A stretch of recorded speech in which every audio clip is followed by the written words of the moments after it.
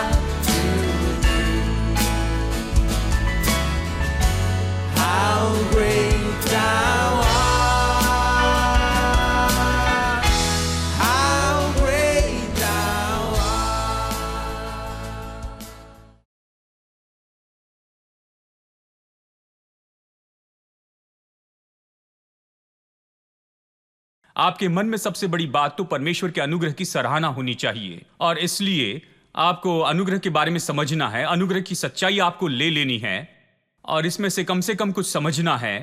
प्रार्थना करना शुरू करने के पहले ही लोग सारी रात प्रार्थना करते, सारे दिन आकर उपवास करते, 3 दिन, 7 दिन, 21 दिन, 40 दिन और यहां तक कि 41 दिन उपवास करते हैं। वो दिलचस्पी लेते हैं, जैसे एक भाई ने कहा, हम प्रार्थना के चैंपियंस हैं, प्रार्थना करने वाले योद्धा हैं। लेकिन बात तो यही है कि अगर आपके अंदर में ये भरोसा नहीं होता है, कोई बात नहीं कितनी लंबी प्रार्थना करते हैं, कितना उपवास किया और क्या क्या किया है, आपने लंबी प्रार्थना की इसलिए प्रार्थना काम नहीं करेगी, या आपने खाना नहीं खाया इसलिए प्रार्थना तो इसीलिए काम करती जाएगी क्योंकि आप परमेश्वर के पास आए हैं और आप उसके अनुग्रह पर आधारित हैं। आप परमेश्वर से जो कुछ भी पा सकते हैं यह परमेश्वर की ओर से वरदान के रूप में पा सकते हैं। आप अच्छे हैं इसलिए परमेश्वर आपको कुछ भी नहीं देता है, और अगर परमेश्वर हमारी भलाई के आधार पर देने लगे तो मैं आपको बताऊं, हम में से कोई भी योग्य नहीं होगा। आप ऐसे दिखा सकते जैसे आपने मुझे नहीं सुना लेकिन ये सच्चाई है, ठीक है? न कोई देने वाला होगा न कोई लेने वाला होगा, क्योंकि कोई भी देने और लेने के लिए योग्य नहीं है। देखिए, ये इसी तरह से होगा, ये तो परमेश्वर के अनुग्रह के द्वारा ही हम यहां पर बैठे हैं।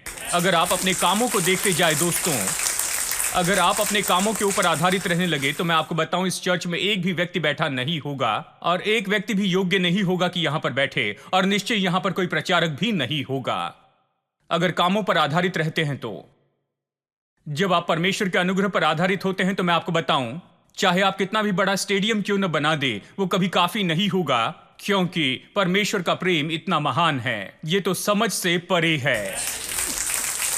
जब उसने कहा कि हर एक व्यक्ति को तुम सुसमाचार प्रचार करो, तो उसका मतलब ये तो अनुग्रह का सुसमाचार है, आपकी नैतिक बातें नहीं हैं।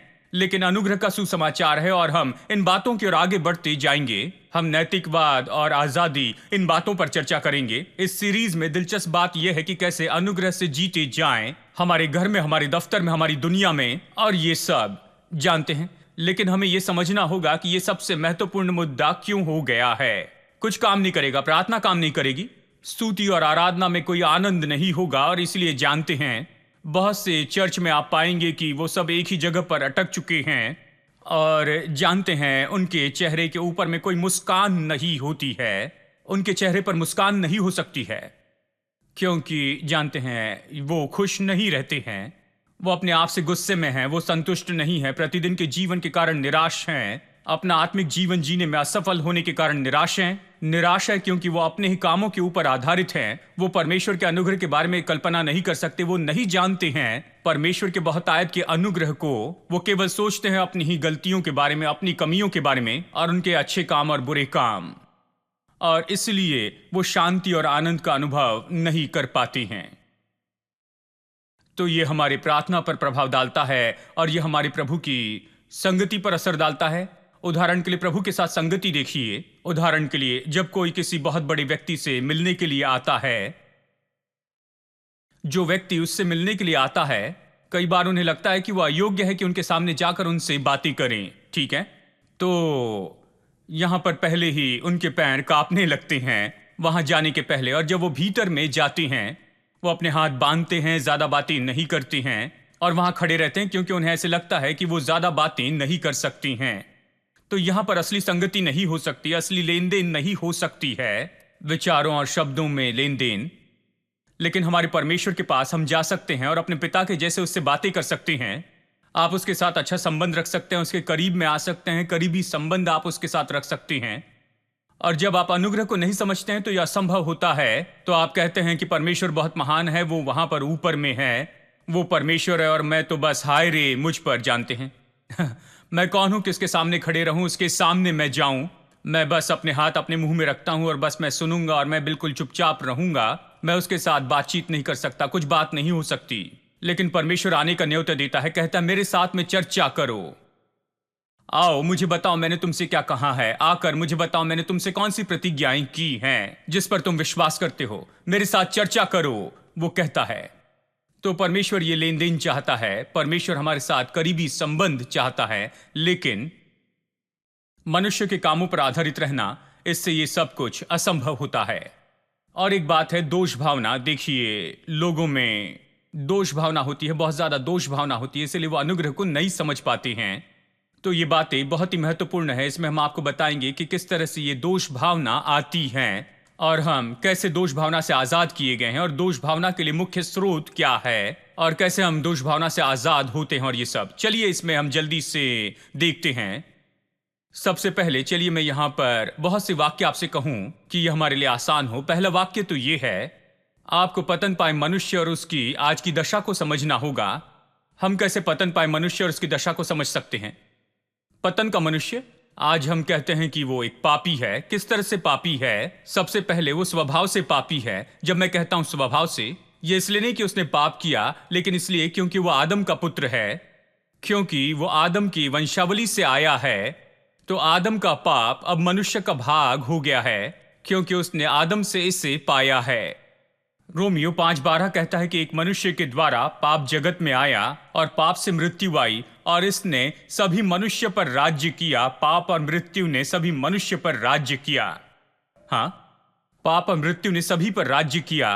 पौलुस रोमियो 8:2 में कहता है, मसीह यीशु में आत्मा और जीवन की व्यवस्था ने मुझे पाप और मृत्यु की व्यवस्था से स्वतंत्र किया है। यानी पाप और मृत्यु की व्यवस्था काम करती है क्योंकि ये तब आई जब आदम वहां पर था और उसने इसे आने दिया।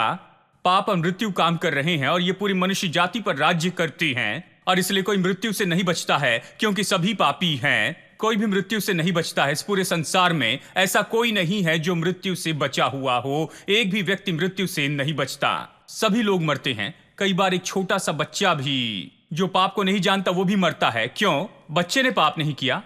हम इसलिए नहीं मरते क्योंकि हमने पाप किया, हम इसलिए मरते हैं क्योंकि आदम ने पाप किया। मृत्यु आई है। देखिए कई लोग मरते समय अपने सिर पर ऐसे ही मारते जाते हैं। मैं पापी हूं इसलिए मैं अभी मर रहा हूं, या मैं पापी हूं इसलिए मेरे पिताजी मर रहे हैं, या मां मर गई है, इस तरह से नहीं, ऐसा नहीं है। जानते हैं, अगर हम अपने पापों के कारण मर जाएं तो मैं कहूं कोई आशा नहीं होगी, कोई जीवित नहीं रहेगा। यह तो आदम के पाप के कारण है मृत्यु इस संसार में आई, और अब मृत्यु एक ऐसी बात है जिसका कोई इनकार नहीं कर सकता है। सभी को मृत्यु का सामना करना होगा, ठीक है? यानी ये तो स्वभाव से पाप है, स्वभाव से ही हम पापी हैं। भजनकार कहता है, पाप में मेरी मां ने मुझे धारण किया, मुझे गर्भ में धारण किया, मैं पाप के साथ में धारण हुआ। मां के गर्भ में जब वो बनाया गया तो वो बनाया गया पाप के स्वभाव के साथ। पाप का स्वभाव तो उसका भाग हो गया, वो कहता है, यानी ये पाप का स्वभाव है। दूसरी बात कि हम पापी हैं क्योंकि हम पाप के काम करते जाते हैं। स्वभाव से हम पापी हैं। दूसरी बात, हम पाप के काम करते चले जाते हैं। अब स्वभाव के कारण हम ये काम करते हैं, ठीक है। अगर ये स्वभाव में ही है तो बस आपको सही मौके की राह देखनी पड़ती है, तब ये निश्चय काम करेगा, क्योंकि ये स्वभाव में है। आम का पेड़ आम के फल देता है कुछ समय के बाद, और फिर वो बढ़ता है और बड़ा पेड़ हो जाता है, और जब फल देने का समय आता है तो आम का फल देता है। ये इसी तरह से है, स्वभाव वहां पर है, इसलिए ऐसे काम होते जाएंगे। और इसलिए देखिए, जब हमारे बच्चे पैदा होते हैं तो वो बहुत मासूम होते हैं। हाँ, जब वो बड़े होते हैं तो कुछ लोग चौंक जाते हैं, मुझे विश्वास नहीं कि मेरे बेटे ने ऐसा किया है। वो चौंक जाते हैं। आप क्या अपेक्षा कर सकते हैं? वो तो आदम के वंश से आया है। आपको लगता है वो कुछ अलग करेगा? उसमें ये स्वभाव है, ये पाप में स्वभाव है, निश्चय इसके अनुसार काम करते जाएगा। ये इसमें अच्छा होगा क्योंकि उसके स्वभाव का भाग है, ठीक है। तीसरी बात तो बहुत ही महत्वपूर्ण है। बहुत से लोग इस बात को नहीं समझते हैं। हम पापी हैं केवल स्वभाव से नहीं, केवल कामों के द्वारा ही नहीं। हम इसलिए भी पापी हैं क्योंकि परमेश्वर ने घोषित किया कि हम सब पापी हैं। उसने मनुष्य जाति के लिए घोषणा करके रखी है कि सभी पापी हैं। अब ये बहुत ही महत्वपूर्ण है क्योंकि यहीं पर अलग होने की बात आती है, यहीं पर सारी मुश्किलें हल होती हैं। परमेश्वर सभी को एक ही वर्ग में रखता है। अब कोई ऐसा नहीं कि छोटा पापी बड़ा पापी है। मैं सोचता था मैं बस एक छोटा पापी हूं।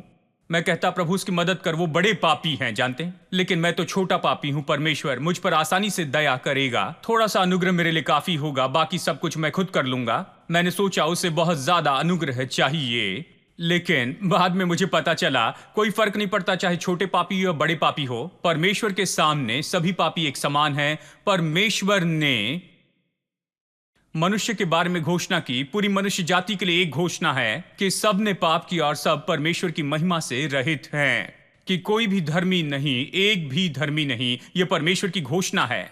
बाइबल इसे हर जगह सिखाती है। अब चलिए कुछ वचन पढ़ता हूं कि हम सब पाप में हैं। रोमियो अध्याय 3 वचन 9। रोमियो अध्याय 3 वचन 9। तो फिर क्या हुआ? क्या हम उनसे अच्छे हैं? कभी नहीं, क्योंकि हम यहूदी और यूनानी दोनों पर दोष लगा चुके हैं कि वे सब के सब पाप के वश में हैं। वो कहता, मैंने साबित किया, मैंने तुम्हें परमेश्वर के वचन से सिखाया है कि वे सब के सब पाप में हैं। गलातियों 3:22।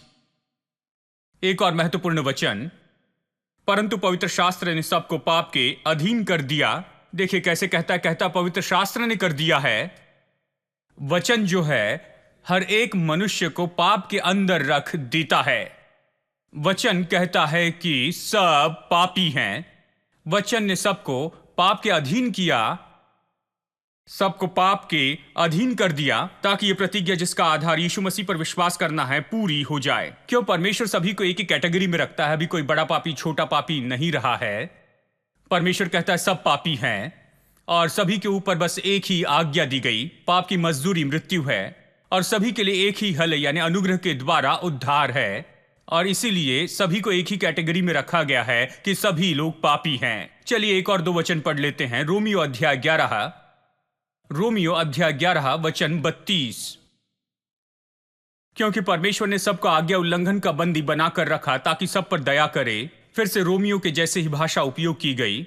वहां वो कहता है वचन ने सबको पाप के अधीन किया है, यानी वचन सभी को यहां पर पापी व्यक्ति मानता है, सभी को पापी के रूप में बताता है, सभी को पापी कह के बताता है।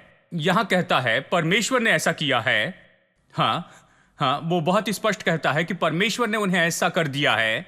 वो सब जो विश्वास नहीं करते, अविश्वास तो पाप है, आज्ञा उल्लंघन करना है पाप है, यानी परमेश्वर की दृष्टि में सभी पापी हैं। वो कहता है रोमियो 3:19, फिर से अध्याय 3 में जाइए और वचन 19। अब हम जानते हैं कि व्यवस्था जो कुछ कहती है उन्हीं से कहती है जो व्यवस्था के अधीन है, इसलिए कि हर एक मुंह बंद किया जाए और सारा संसार परमेश्वर के दंड के योग्य ठहरे। सारा संसार परमेश्वर के सामने दोषी है। तो बाइबल कहती है कि सब पाप में हैं। वचन बताता है कि सब पाप के अधीन हैं।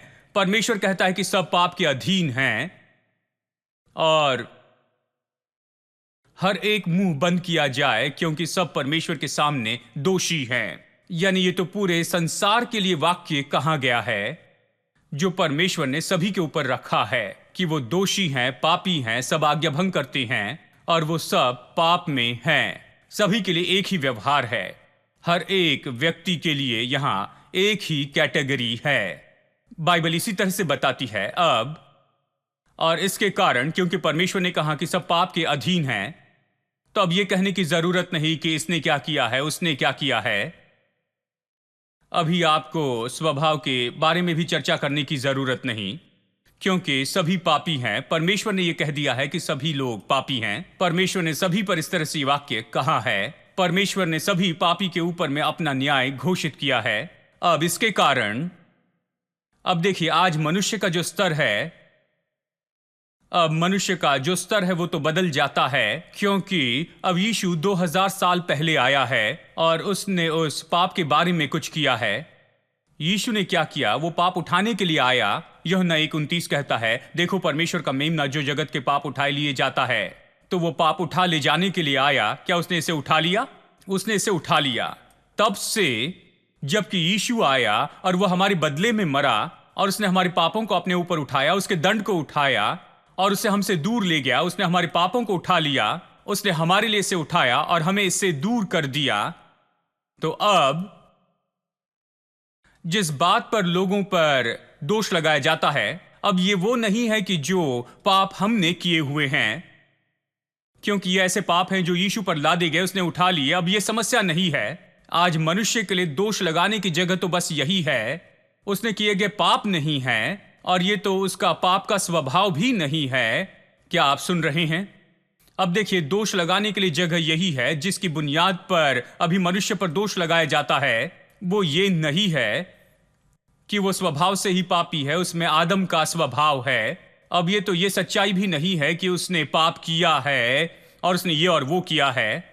और ये भी बात नहीं कि परमेश्वर ने सभी को पापी ठहराया है पूरे संसार में। अब यह स्तर बदल गया है जबकि यीशु आकर हमारे लिए मरा। यह कैसे बदला है? जबकि यीशु ने पाप की समस्या के साथ में निपट लिया है, हमारे पापों को उठा लिया, हमसे उसे दूर कर दिया। अब पाप समस्या नहीं है और इसलिए आज तो दोष भावना के लिए मनुष्य के सामने यही है। वो ये नहीं कि उन्होंने ये और वो किया है या उनका पाप का स्वभाव नहीं है। अब मनुष्य के ऊपर दोष की बात तो यही है कि उसने विश्वास नहीं किया उस पर जो परमेश्वर ने उनके पापों के लिए हल बनाया है। मुझे पता नहीं आप समझिए या नहीं, लेकिन खैर मैं आपको एक उदाहरण बताता हूं जिससे आप समझ पाएंगे। यह महत्वपूर्ण बात है क्योंकि जब आगे जाकर हम इसे और भी गहराई से देखते जाएंगे कि हमारा जीवन कैसे अनुग्रह से जीना चाहिए। यह महत्वपूर्ण है, यह बुनियादी समझ की बात है, यह महत्वपूर्ण है। पहले मनुष्य पर क्या दोष था? क्योंकि उसका स्वभाव पाप का स्वभाव था। क्यों दोष लगाया? क्योंकि वो पाप के काम करते जाता है। क्यों उसे दोषी माना गया? क्योंकि परमेश्वर ने घोषणा करके कहा है, घोषणा की कि सब ने पाप किया है और इसीलिए मनुष्य दंड आज्ञा में था। और जबकि अब यीशु आया, कलवरी के क्रूस पे मरा ताकि हमारे पापों को वो दूर कर दे। वो संसार का उद्धार करता है, मसीह लोगों का परमेश्वर नहीं लेकिन जगत का उद्धार करता है। देखिए, उसने पूरे संसार के पापों को ले लिया और उसे कलवरी के क्रूस पर रख दिया। और अभी इसीलिए मैं आपसे कहता हूं कि जिस बात पर दोष लगाया जाता है, यानी अभी जो दोष लगाने की बात है, उसकी बुनियाद तो ये नहीं कि हमने क्या किया। अब ये तो हमारे अंदर पाप का स्वभाव भी नहीं है। अब ये वो घोषणा भी नहीं कि परमेश्वर ने कहा है कि सभी ने पाप किया है। अब यहां पर दोष लगाने की बात तो यही है कि परमेश्वर ने तो यहां उद्धार के लिए प्रयोजन करके रखा है। परमेश्वर ने हमारे पापों के लिए जवाब दिया है। परमेश्वर ने हमें उद्धारकर्ता दिया है, हमारे लिए एक मेमने का उसने बलिदान किया है। लेकिन ऐसे कुछ लोग हैं जो खुले रूप में इस हल को स्वीकार नहीं करते हैं, और इसलिए आज इस संसार में उन पर दंड आज्ञा इसीलिए यहां पर है। अब ये नहीं कि उन्होंने क्या किया, उनका स्वभाव क्या है, लेकिन ये सच्चाई है कि उन्होंने यीशु का इनकार किया है। यही दोष भावना की भूमि है। अब चलिए मैं आपको उदाहरण देता हूं। उदाहरण तो जरूरी होते हैं, ठीक है। कहिए कि आप बीमार हो जाते हैं और डॉक्टर के पास जाते हैं, ठीक है, और आप डॉक्टर के सामने जाकर रोते हैं, कहते हैं डॉक्टर मुझे ये भयानक बीमारी हो गई है और मैंने जाना ये कितनी भयानक है। 1960 में इतने सारे लोग मर गए, 70 में इतने लोग मर गए, 80 में इतने लोग मर गए। इससे मुझे बहुत डर लगता है जब मैं इस बीमारी के बारे में सोचता हूँ। लोगों को जब ये बीमारी होती है तो मर जाते हैं, मुझे पता नहीं क्या होगा। और डॉक्टर मुस्कुराकर आपसे ये कहते हैं लेकिन मेरे पास आपके लिए अच्छी खबर है, आप 60, 70, 80 के दशक की बात कर रहे हैं। अब हमने कुछ नई खोज की है, हमने कुछ नई दवाइयां लाई हैं, बहुत ही प्रभावी हैं। मैं आपको जो दवाई दे रहा हूं, अगर आप इसे 3 महीने तक लेते रहें तो आप अपने शरीर से इस बीमारी को पूरी तरह निकाल सकते हैं, इस बीमारी को मार सकते हैं। ये बीमारी आपको नहीं मारेगी। मेरी दी हुई दवाइयों को लेकर आप इस बीमारी को खत्म कर सकते हैं। ये 3 महीने का उपचार होगा। ये अच्छी खबर है। अब ये 60, 70 और 80 के दशक की बात नहीं, हम 2017 में जी रहे हैं। हमारे पास अभी जवाब है। तो तुरंत आपको क्या होगा? अगर आप में थोड़ी भी समझ है तो उठकर खड़े होंगे, आप मुस्कुराएंगे, आप कहेंगे ठीक है मुझे दवाइयां लिख कर दीजिए, मैं आज ही से इसे शुरू कर देता हूं। लेकिन अगर वहां बैठकर आप ये कहते हैं कुछ भी हो डॉक्टर, आप ये कह रहे हैं लेकिन मुझे पता नहीं, मुझे बस इतना पता है कि मैंने पढ़ा है कि इतने सारे लोग इस बीमारी से मर गए हैं। मेरे घर में कह रहे हैं कि मेरे दादाजी भी इसी तरह से मर गए थे। अब अगर आप इस तरह से बातें करते रहेंगे, अगर आप इस तरह से कहेंगे तो क्या होता है, ऐसा व्यक्ति वो मरता है। जब वो मरता है तो इसलिए नहीं मरता है क्योंकि उस बीमारी ने उसे मारा है। वो इसलिए नहीं मरा क्योंकि डॉक्टर ने मदद नहीं की। वो इसलिए नहीं मरा कि इस बीमारी के हल के लिए कोई भी दवाइयां उपलब्ध नहीं थी। वो इसलिए भी नहीं मरे क्योंकि पैसे नहीं थे। वो इसलिए नहीं मरे क्योंकि दवाइयों की कोई दुकान नहीं थी। वो इसलिए मरे क्योंकि अभी उनकी बीमारी के लिए जो जवाब के रूप में दवाइयां उपलब्ध है उस पर उन्होंने विश्वास नहीं किया। हेलो। और इसीलिए वो मर जाएंगे, उन्हें दफनाया जाएगा। आप नहीं कह सकते कि बीमारी ने उन्हें मारा, बीमारी ने उन्हें नहीं मारा। उनकी समझ की कमी ने उन्हें मार दिया। यह बात कि उन्होंने सही प्रतिक्रिया नहीं की इसलिए वो मर गए। क्या आप यही कहेंगे? अब सभी मनुष्य तो बिल्कुल ऐसी ही दशा में थे, सभी मनुष्य उसी दशा में थे। अब पाप किसी और को अभी नरक में नहीं भेज सकता है क्योंकि पाप की समस्या के साथ में निपट लिया गया है। अब यहां पर कोई भी नहीं और पूरे संसार में कोई एक भी नहीं है। उन्हें नरक में अनंत काल बिताने की जरूरत नहीं है, केवल इसलिए क्योंकि वो पापी हैं, क्योंकि उन्होंने ये और वो किया है। क्योंकि हर एक पाप जो आपने किया है या फिर आप जो कर सकते हैं संभव रूप में, उसे पहले ही हल कर दिया गया है। कलवरी के क्रूस के द्वारा, प्रभु यीशु मसीह के द्वारा उससे निपट लिया गया है। किसी को भी अपने पाप के कारण नरक में जाने की जरूरत नहीं है जो उन्होंने किए हैं, या फिर वो पाप का स्वभाव वो इसलिए है क्योंकि वो तो आदम के वंश से आए हैं। आज तो बस एक ही कारण है कि क्यों कुछ लोग वहां पर जाने वाले हैं, अनंत काल नरक में बिताएंगे। इसलिए नहीं कि पाप समस्या और पाप के कारण वो नरक में गए, नहीं, ये बस इसलिए होगा क्योंकि उन्होंने विश्वास नहीं किया। उन्होंने यीशु मसीह पर विश्वास नहीं किया जो उनके पाप की समस्या के लिए पूरी तरह से हल है। Threatening clouds may hide your vision for a while, and you may wonder if he hears you when you pray. But don't forget that God is love and you're his child.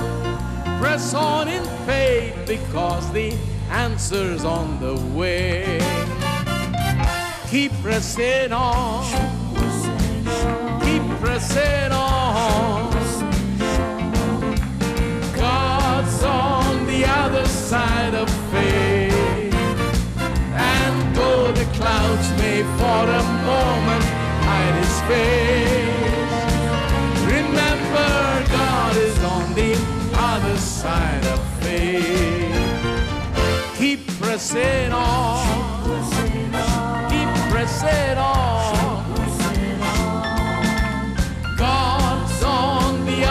side of faith. And though the clouds may for a moment hide his face, remember God is on the other side of faith. You must run this race to win the victor's crown. Though Satan try with all his might to cast you down, it will be worth it just to hear God say, well done. Press toward the prize that's on the other side of faith. Now you must run this race to win the victor's crown. Though Satan try with all his might to cast you down, it will be worth it just to hear God say, well done. Press toward the prize that's on the other side of faith. Keep pressing on. Keep pressing on. God's on the other side of faith.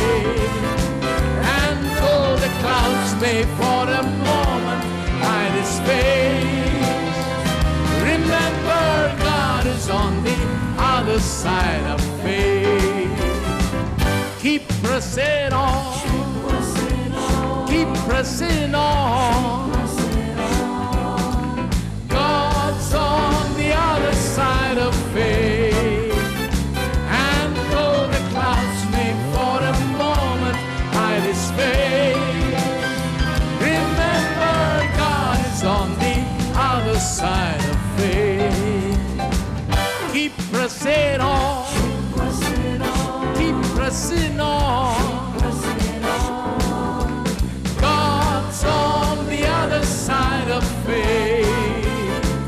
And though the clouds may for a moment hide his face, remember God is on the other side of faith. One more time. Keep pressing on. Keep pressing on. God's on the other side of faith.